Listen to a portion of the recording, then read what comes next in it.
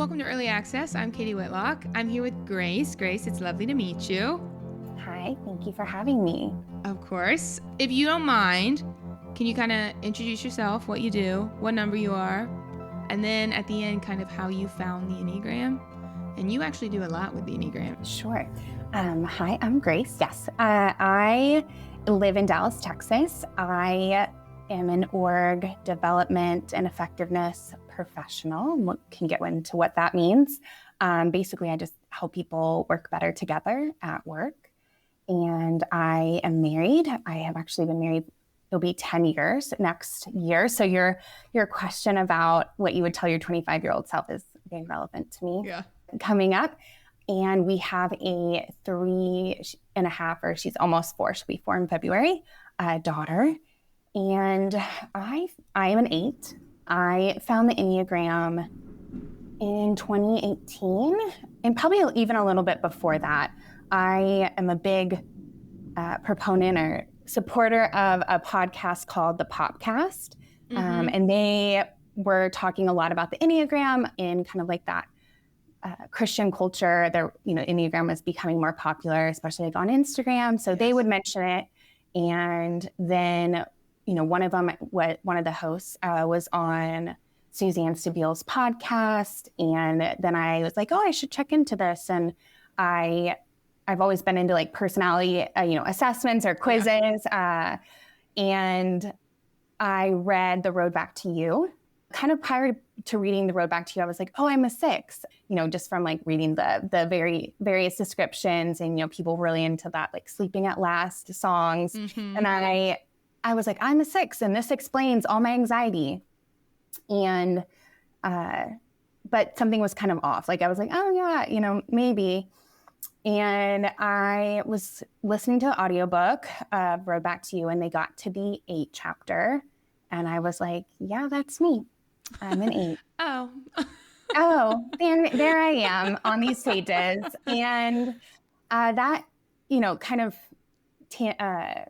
on the surface, I got into Enneagram and, get some books, look more into it, look at the Riso Hudson website, Enneagram, things like that. And then life happened. And in 2022, right? Or 23. 23. I had the opportunity through work to attend an Enneagram certification through Integrative Enneagram Solutions.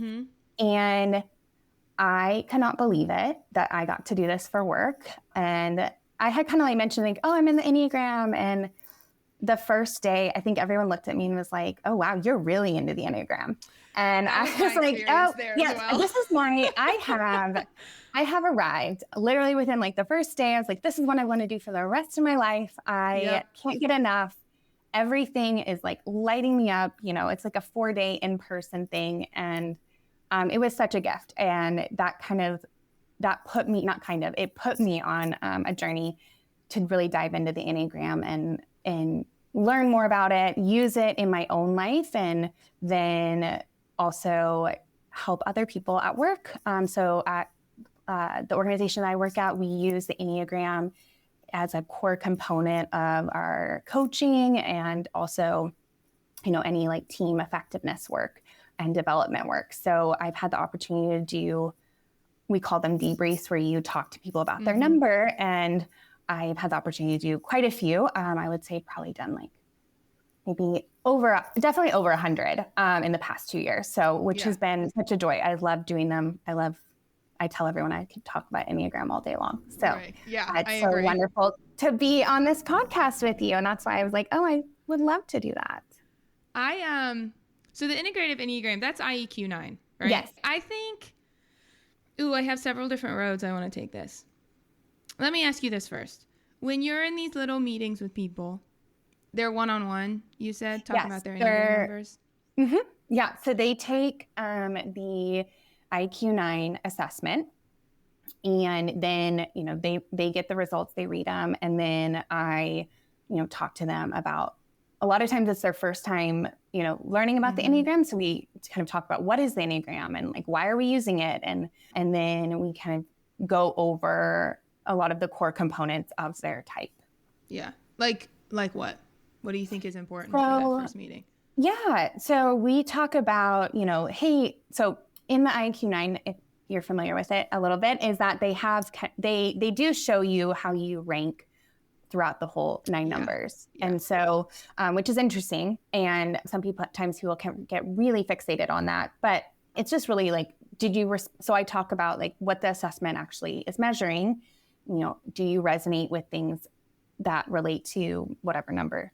And so it's really important for me to resonate, not necessarily, yes, with the core motivation, but what does that even practically mean? Like, how does that show up in your life? Mm-hmm. And also, how do like some of the negative or quote unquote negative traits show up in your life? For me, it's really important actually to have them connect to their vice or their passion. And because that's really the crux of your Enneagram, right? Yeah, so that's the undercurrent for your entire life. And that's the thing that will get you into trouble, will make you do things that only that number really does. And, we can talk about some of those in my own life, and even that I am a big believer and proponent of subtypes. And, when I discovered as in my own Enneagram journey, learning the subtypes, particularly through Beatrice Chestnut, has been really beneficial to me. So I identify as a social 8, and that, I think flavors how my 8 shows up a lot and helping me understand how, I may look a little bit different than other 8s and what my hyperfixations can be, and helping me understand more about who I am and how I can best use my strengths. Right. So when you say hyperfixations, what are those? What does that mean, and what are they as a social 8 for you? Yeah. So hyperfixations, I like to use that term because it's kind of, you can say triggers as well, but the instincts, for those who aren't familiar, so there's 3 different instincts, social, self-preservation, and one-to-one or sexual. It depends. If you're using it in the corporate setting, we usually say one-to-one. Yeah. Or some people also say transmitting, which I think is an interesting way to put it. But interesting. Yeah, it's how you fixate on things around you and how you survive. It also is, when you pair it with the core type, is how your vice or passion is interpreted. And so for the 8, the social 8 is really fixated on like that lust, that energy in service of the group, and how, groups of justice, or even like controlling the group, or, like I heard you on a recent episode talking about how Joey Shui said that 8s are socially awkward. And I would say, like, for a social 8, yes, because like if I feel uncomfortable, like I'm thinking other people feel uncomfortable, and I'm really concerned, like, is everyone having a good time? Is everyone doing well? Does everyone have what they need? Which can look very 2-ish, but I'm like, what's the schedule? Like, where are we? Like, how is everyone doing? And that like hyperfixation on everybody else and everyone else's behaviors, and controlling that. Connect that to the core motivation of an 8 to me. This focus on other people and the social energy and making sure the group is okay. Connect that back to how that connects to the core motivation of an 8. First of all, what do you say the core motivation of an 8 is? Yeah, that's a great question. I typically say like to be strong, to avoid weakness, to avoid vulnerability, which seems very, very negative. I will say the other way that I have described 8. So I don't know if you're familiar with Courtney Smith. She's an executive coach, and she was on, she did a podcast with Elise Lewin on Enneagram. Okay. And she describes 8s as like, she describes each number how they come into the world. And so she describes it as they come into the world with an exorbitant amount of energy and wanting people to be pushed up against them and like be challenged. And so they're constantly searching out someone to that full aliveness, to like find out, figure out how can I be fully alive? How can someone challenge me? How can I get back to that like feeling of being completely like turned on with energy and ready to go? That's I've never heard that before. That's fascinating. And to me, that's so body triad coded, right? Yes. Yeah. Yeah. Like connecting to that inner energy and how can I feel that all the time? Mm-hmm. Yeah. And you can feel it with eights, I think. Mm-hmm. So I've kind of moved away at times of moving from like just talking about the core motivation, because you can find that anywhere, right? Right. I think you can, they read that in their packet, for example. I can read that anywhere. And I really using more practical examples on like, how does this show up for myself? And how does this motivation actually push me to do things? And I definitely resonate with that, like wanting to be fully alive, wanting to be challenged, wanting to have like an electric current, Right. within me at all times. And if I don't have that, I will go and seek it out for better or for worse. If I don't feel challenged, I will. So better or for worse, go find that. And so. How does taking care of a group make you feel that way? Oh, I love when a group like needs me, or like, is, I can be the person that's moving something forward. So, eights will take charge, right? Mm-hmm. At times, if no one steps up, like I will step up, right? Like that is, I will do it. And I get like an electricity by just doing it. I can't even describe it. So early in my career, I was a part of these kind of like seminars, but they would have fashion shows and all types of different things with lots of people around them, like just kind of events, right? Yeah. And I thrived. Like, give me one of those challenges, I thrived. I'm the best bridesmaid. I bring, it's like, I'm going to sound like a 6 or like a 3, but like, I will bring everything for anything that we need. Yeah.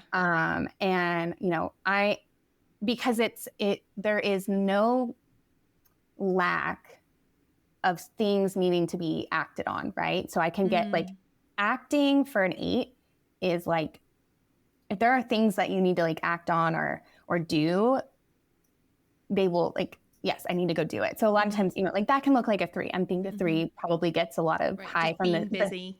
Being busy, but I'm saving the day. People need me. I can be the savior and to my detriment at times. Yeah. And I think, listen, 3s get the stereotype of being the movers and the shakers. That belongs to 8s. Every single 8 I know works harder than me. Like, truly. Because you work even when people aren't looking. You know what I mean? I can introduce you to some 3s that work pretty damn hard. That's true. That's a good point. But maybe you just need to your 3s are in corporate America. Yeah. Possibly. Yeah. Yeah. That's a good point. But yes, I would say, they, 8s and 3s, there's a lot of crossover on behavior, and so, and like just surveying, I will survey, see who needs help, help that person. And I think that's kind of like, looking out for someone who's weak or like less fortunate, or, I love organizing things for other people. So when we say someone who's weak, what does that look like? What does that mean? That's probably, that probably wasn't the best descriptor, but maybe someone, somebody who could benefit from support, right? Yeah. Which we all can, right? We all can benefit from support at different times. And we can talk about how, I am not the best at getting support from other people. And I really had to work on that. But a lot of times it's just someone who, could just use a little bit of guidance, or a lot of, eights are, I think, also really, I've seen a lot of eights be very able to meet material needs very easily, or like quickly get, organize things. And so I think, sorry, I'm rambling a little bit. No, that's okay. So I'm going to ask you a question. It's going to sound pointed, and it's not, because I ask myself this question all the time, right? Go for it. Because we're going to share this as an 8 and a 3. What makes you, again, I do the same thing. What makes you qualified to give those people help? Like, what says that you know how to help them? That is a great question. Because that's how we walk through the world. I absolutely relate to that, right? Just listen to me. I'll make your life better. Yeah. But really, what qualifies us to do that, really? So I think that's something I've actually had to learn a lot about. I went to high school. I moved a lot as a child, and I went to high school in a college town. And I moved in the middle of 9th grade and basically said, I'm not going to college here. I am leaving the state. Yes. With 14. Yeah. And I saw people who, quote unquote, should have left, and they could have done amazing things.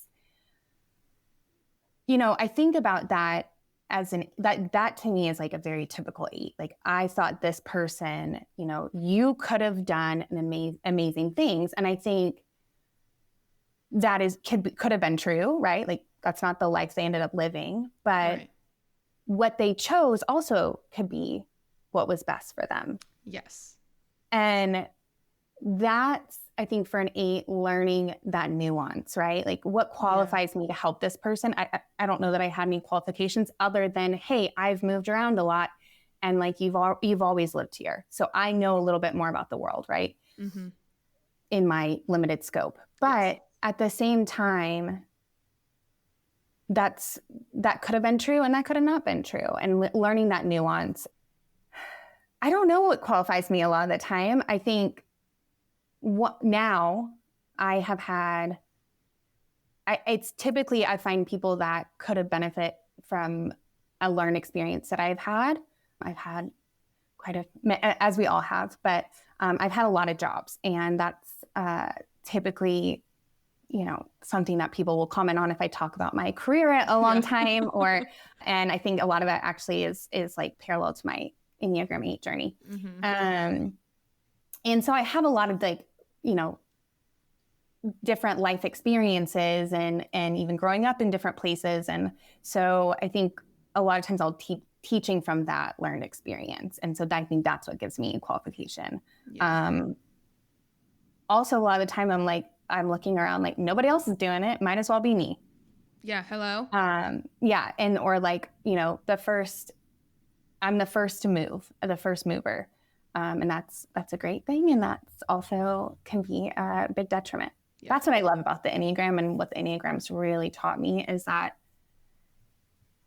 at the core, and I think some people, at the core for me, there's nothing good or bad about any of the Enneagrams. Right. Like, everything is neutral. Everything serves and deserves. Absolutely. And even the vice, and I know some people can debate that, but it serves and deserves. And I think that whole idea of nuance is just something I've embraced in the past 2 years. Mm-hmm. And it's a really hard thing to embrace, but it's also life-changing. I think I like that you said, like, I had to learn that maybe that wasn't what they wanted out of their life, right? Because I think that's why I do it, why I assume that, like, everyone's going to want to listen to me. Because to me, when I'm deep in 3, if you are not living up to your full potential, that's wasted. That's a wasted life. And obviously, you also want to live up to your full potential, right? Like, obviously, you know that you're struggling. And since I'm good at seeing people's full potential, like, just listen to me and it'll be fine, right? And I really, really, truly have had to learn that is genuinely not how a lot of people see their life. They do not see their life as like a stack of potential, right? They just want to be 100%. comfortable right now, right? They want to not be fighting with their friends and family, and if that's great, then I'm good, right? Yeah. Not everyone is looking forward. Not everyone is looking for this forward movement all the time. And that just means that they're different from me. It doesn't mean that they're wrong. Yeah. To me, that's wrong. Yeah. Right? Like if I stopped moving forward, I would feel bad. And to realize that other people are not like shooting for that in the first place, I think made me stop giving as much advice as I want to. Yeah. Right? Yeah. Like that is so true. I think about one of my first jobs. It was like such a shock to me that people didn't want to stay late, like that they didn't want to come in early. They didn't want to come in before their boss so that their boss, they could get everything done so that when their boss walked through the door, and this was when we were, going to the office and this is a different time, but that they could get more work, like they could be available to like actually do more. Yeah. And it was just like, oh, not everyone views work in the same way. And so, yeah. How do you view work? How would you say you view work? Oh, that's a great question. Someone in an interview a while ago asked me, like, where do you get your motivation from? Like, why do you, same question you're basically asking me, like, why do you work? And why do you, or why are you determined to like get this promotion, whatever. Right.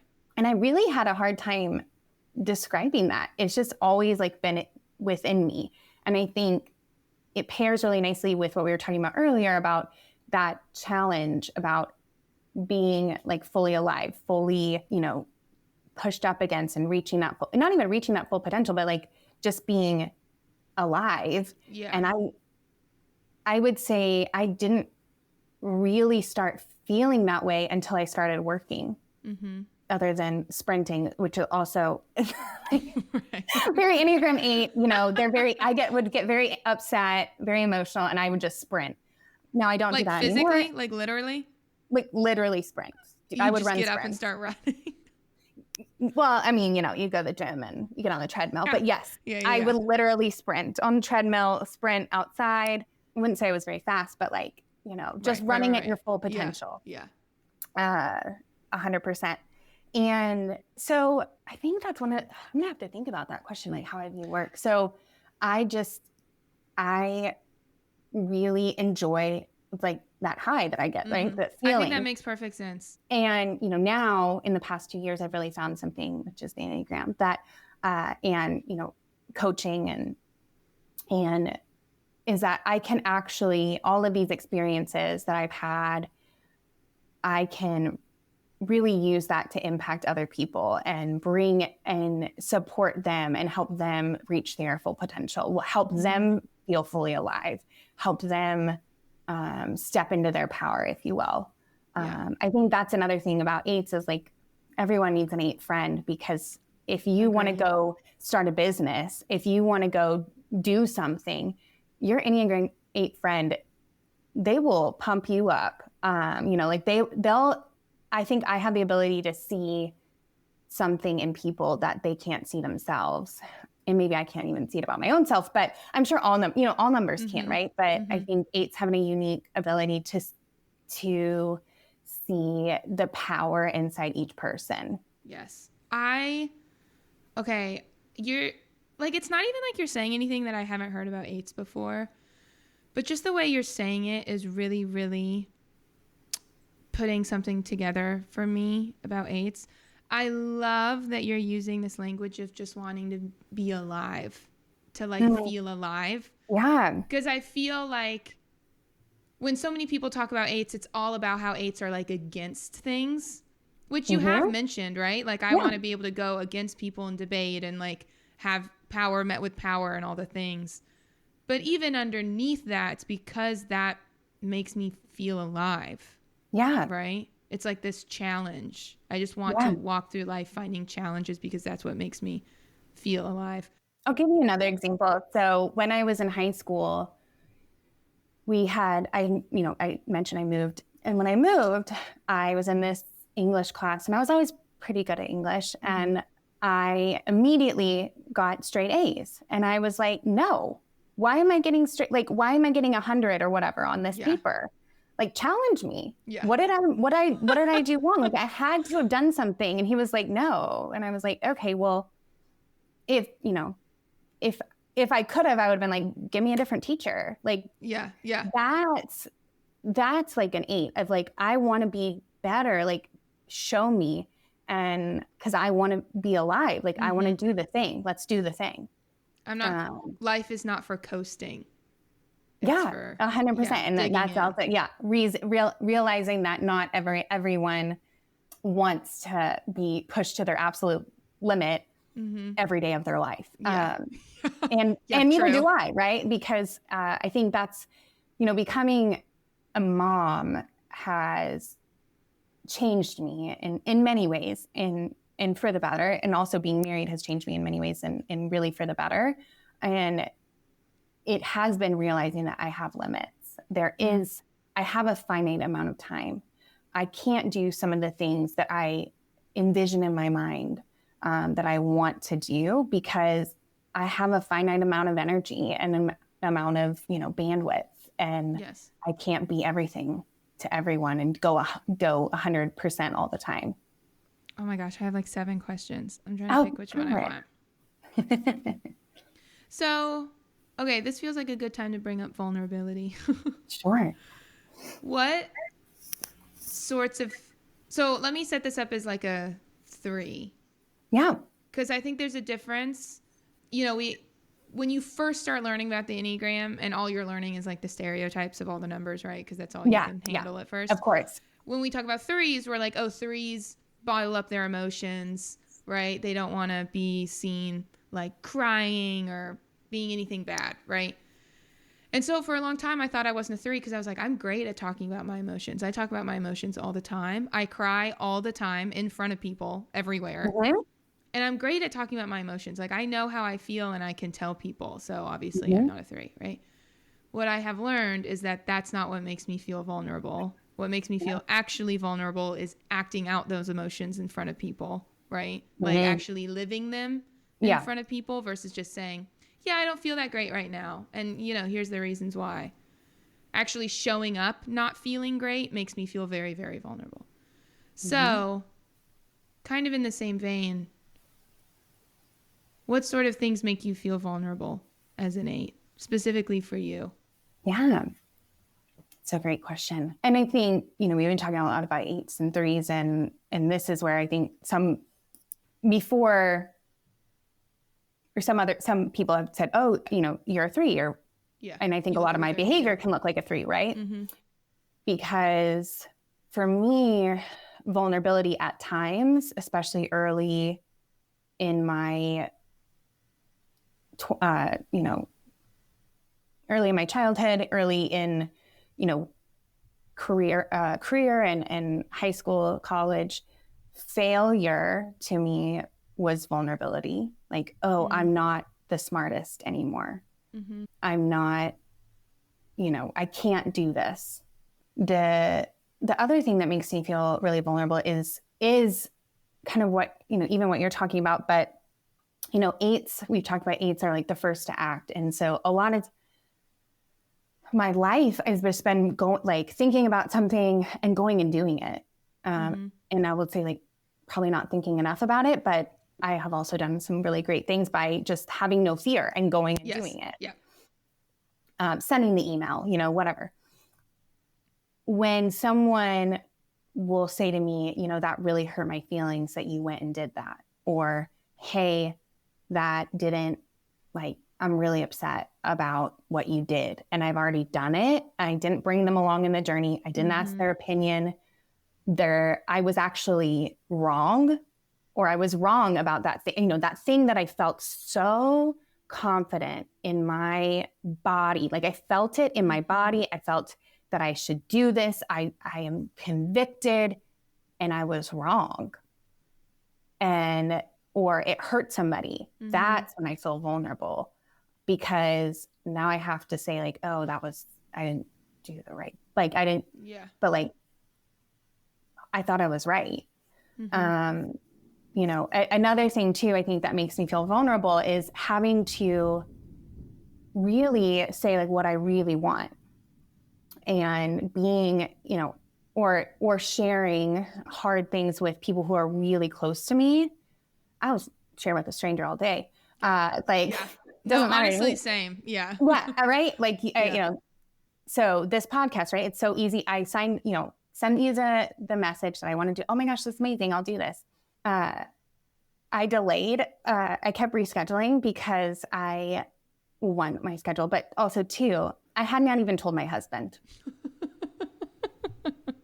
It literally, it's not like it didn't occur to me, but like, he's not on social media, and we had a laugh about it because he's like, why, but I literally was like, I want to tell you something, and I want to be on this podcast. And I was like, I have an opportunity to be on this podcast. He's like, well, did you sign up for it?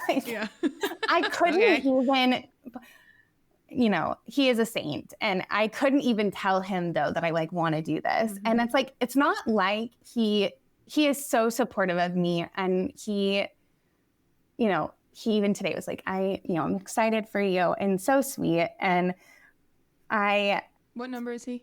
He's a 5. Yeah. So, and we can talk a little bit about that, but so that was vulnerable for me. And we laughed about it. He's like, oh, did you already, like jokingly, did you already record it? And I was like, no, it's on Tuesday. Well, and this was last Friday. So yeah.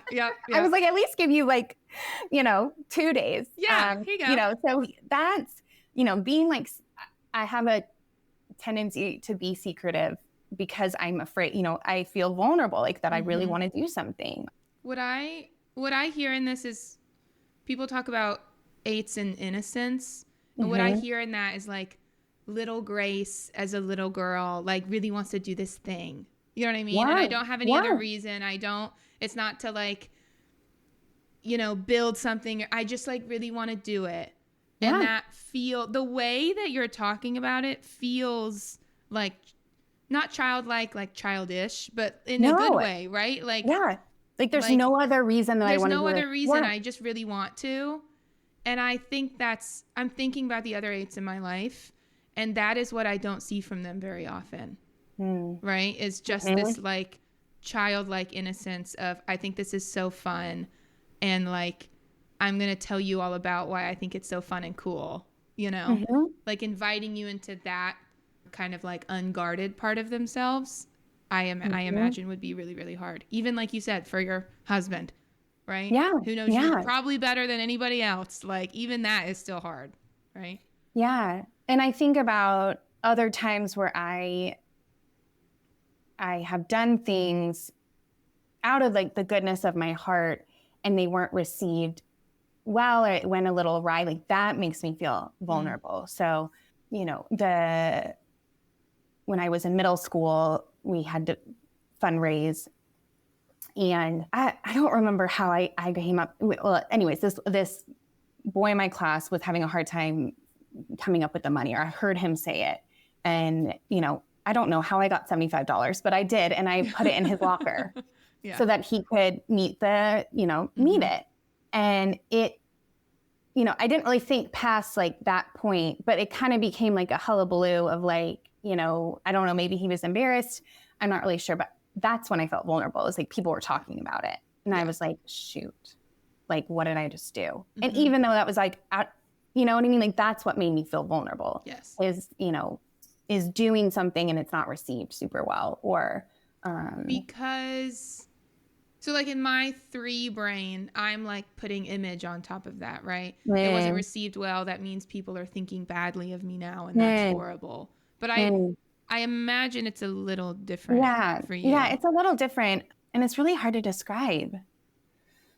I think it's that thing of like, I went and did this action, and I thought I was doing the right thing, and that nuance of like, it could have been the right thing. And also he could have been embarrassed, and also something else. It could have upset somebody. It could have been the right thing, maybe not time, but it's like being exposed, right? Yeah. Is it like, I'm also maybe hearing a little bit of like, I thought I could trust myself and I can't because I was so sure about this thing. Yes. And like, that's scary. Like, what do you mean that what I felt wasn't true? Yeah. You know? Yeah, exactly. And I think that has also been a journey for me as I become older, more mature, and you become more of an adult and gain more understanding and more perspective. And I really do feel like the older, I'm not even, but like the more life experience you have, the less you know. And it's like, what is real? Yeah. And that has been actually something that I really struggled with as I've gone older, is actually like that knowing, and as an Enneagram 8 and like following my own gut I feel like, I'm like, oh, maybe it did betray me. So then who can I trust? Because if I don't have myself, like who can I trust? I don't feel like I can trust anybody. And so I think that's very core 8, what you just said. If I don't have myself, who do I have?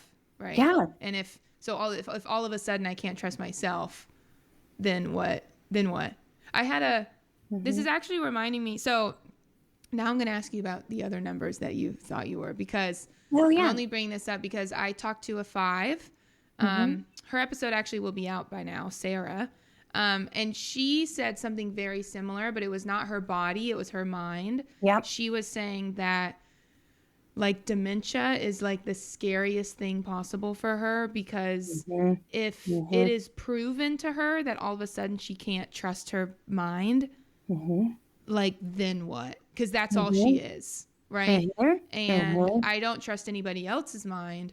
So if I can't even trust mine, like I'm free floating. You know what I mean? Yeah. I'm free falling. Like, I don't know how to do that. And the way that you both talked about that was so similar. It was just different parts of your body, right? Yeah. And I think I would imagine, I'm not a 2, but I would imagine a 2 or a 4 has a similar feeling. Like if I trust my heart is telling me to pursue X, Y, and Z, or love somebody, and they, betray me, or, whatever, don't end up being the person I thought. That is, oh my gosh, like that, well, if I can't trust my heart, who can I trust? Right. That's all I have. Yeah. Which is just even more poignant that we like engaging the 3 centers of intelligence as well, is, that is a life's journey. Yeah. So before we started recording, you were telling me that actually, like, now that you have done a lot of work on yourself, sometimes you do get moments of like, am I an 8? So tell us about that a little bit. Like, what other numbers come up in you, and what's happening that's making you think you're this other number, and why do you land back on 8 anyways? Kind of talk us through that. Yeah. So I had mentioned that originally I thought I was a 6. I had a lot of anxiety growing, probably late high school and college. And, I used to have a lot of like nightmares and just like a lot of anxiety. And, turns out I actually was depressed. So, there's a mental component there, like a psychiatric component. Yeah. And I was like, but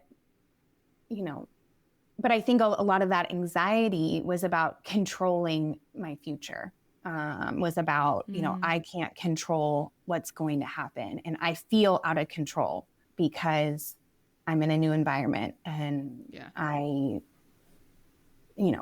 my life feels, feels out of spinning. And I have also, I mentioned the 3 just more from the, I'll think sometimes maybe I'm a 3 because that need to achieve, that need to get something done earlier in my career. I had moved from one job to another, and then the other job didn't really have a lot of like measurable like goals. Yeah. Things that I could check off. So I was a sales manager at a department store, and there were things, yes, of course, but like also a lot of my job was like walking around and talking to my associates. And that to me didn't feel like I couldn't check that off. Like, oh, I checked and talked to this person today. And so I felt, and I think there was more. I don't think that was like, yes, that can be a reason. I don't think that makes me a 3. I also, I'm going to interrupt very quickly. Yes. Well, because I was thinking about this when you were saying it earlier and then I never said it. And I think that the difference in what I hear, how you're talking about why you're chasing these things, like I'm chasing things because I don't know who I am because I'm built off of shame. Yeah. Though when I achieve something, it lets me know that I'm a person who achieves something, because otherwise I don't know, Yeah. And I just didn't hear any of that in how you're talking about it. You do it because it's a challenge, right? Oh, yes, 100%. Yeah. I will say this is how I know I'm an 8, is that I have always known that I'm somebody. And I just always known that. Like I always knew that I was going to do something big. And, when that really hasn't happened, that's been very crushing to me. And, my life's not over, but that I'm going to live this big life. And, when I was younger, people would, they ask, who's your role model? And I literally would say like, nobody. Me? No, like I don't have a role model because I'm not seeing anything that's like that compelling to me. Yeah. And now I take bits and pieces, but that's where sometimes, and then I'm like, am I a 4 because I want to be special, unique? Right. But still, and then I think as I think through that, my lines, if you're really wanting to learn what your Enneagram is, going through your lines, and I have access that 5 line a lot in my life. And that's, and I've accessed a lot of the 2 and at different times. And there's so many reasons I think that I'm an 8 and I can go on it for a long time, but that's what I keep coming back to. And is that's where I feel the safest for better, for worse, like in my 8ness. And sometimes that gets me into a lot of trouble. And I am working on not just being myself and not overthinking it too much, I think, and taking it for what you will. So. Right. Okay. All right, let's do our last question. So you're 35. I am. Go back 10 years, you're 25. What would you tell her, your 25-year-old self? Yeah. So I mentioned at the beginning of the podcast, so 25 is when I got married, and I also got that job that I was talking about, being a sales manager, and that was pretty pivotal, like obviously year for me. I would say you are exactly where you're supposed to be. I had a lot of strife with that job, and a lot of my early career, I was like, I'm not made for the workplace. Like I can't do this. It's too hard. And I think just knowing that, like, it's not you, it's like, it is you. I mean, there's lots of things you can work on, but the system that you were in also was like requiring something different, and you weren't okay with it. And that's okay. Like, and that's your heart, and accessing, like having emotions, being upset, doing things differently than other people is going to be your superpower. And you are exactly where you need to be. Yeah, I think that's great. I have no notes. I think that's great. I was going to say something, but I have no notes. Thank you, Grace, for being here. Thank you for having me. I feel like we like barely scratched the surface. I have like a million other questions, but maybe I'll have you back on sometime. You can have me back on, and I can share a lot more. Yes, I loved it so much. If people want to find you, if they want to talk to you, if they want to talk Enneagram or whatever, where can people find you? Yes, they can find me on Enneagram with Grace on Instagram or on my LinkedIn. Fun. Yes. Alrighty. Well, thank you for being here. This was lovely. Yeah. I really, really appreciate it. Well, thank you so much.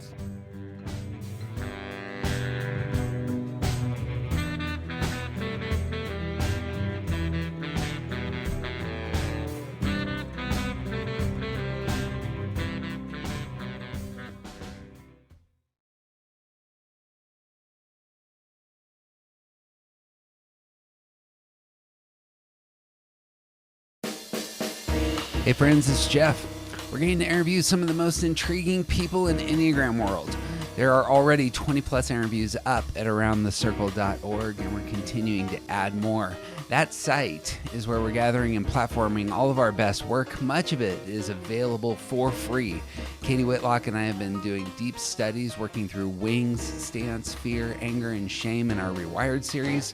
I'm beginning to release chapters from my next Enneagram book, which I'm calling The Steps, for early review for your consideration. And we have monthly online workshops in which 30 or so folks gather to talk about their type. There's audiobooks, there's videos, there's lots of fun stuff, lots to like. Go to aroundthecircle.org, and may all good things be yours.